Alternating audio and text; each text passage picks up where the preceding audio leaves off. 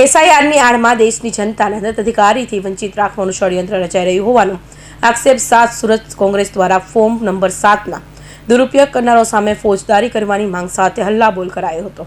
Special incentive revision એટલે કે SIR હેઠળ ચાલી રહેલી પ્રક્રિયા દરમિયાન મત અધિકાર છીનવવાનું ષડયંત્ર રચનાર તત્વો સામે લોકપ્રતિનિધિત્વની ધારા હેઠળ કાર્યવાહી કરવા સુરત શહેર કોંગ્રેસ દ્વારા માંગ કરવામાં આવી છે.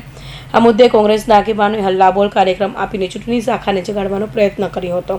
ભારતની લોકશાહી કમજોર બનાવવા ઉદ્દેશથી ભરવામાં આવેલો ફોર્મમાં મોટે ભાગે જે તે સ્થળે વસવાટ કરતા તેમજ હયાત મતદારોના નામ કમી કરવા પ્રયત્ન કરવામાં આવ્યા છે, જેનાથી મતદાર તેના મતાધિકારથી વંચિત રહી જાય છે અને એક ચોક્કસ રાજકીય પાર્ટીને લાભ મળી શકે છે.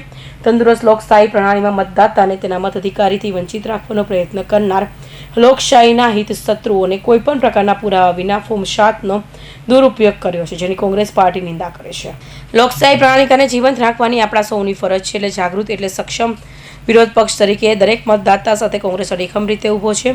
આવા ફોર્મ ભરનાર તમામ વિરુદ્ધ લોકો પ્રતિનિધિત્વ અધિનિયમ 1950ની કલમ 31 હેઠળ કાર્યવાહી કરવામાં આવે, જેમાં ખોટું નિવેદન આપનાર 1 વર્ષ સુધીની જેલની સજા જોગવાઈ છે.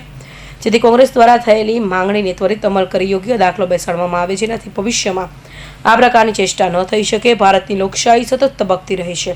આવા તત્વોને દંડાત્મક સજાના ડરથી વાંધા પરત ખેંચ્યા હતા, પરંતુ જે તે સમયે વાંધા રજૂ કર્યા ત્યારે પણ તેમને જ્ઞાન હતો કે તે ખોટી ફરિયાદ કરી રહ્યા છે, એટલે કે ખોટી રીતે ફોર્મ 7 ભરનાર એક પણ શખ્સને બક્ષવામાં ન આવે એવી માંગણી કોંગ્રેસ દ્વારા દોહરાવવામાં આવી હતી. Bureau report, Hind TV news, Surat.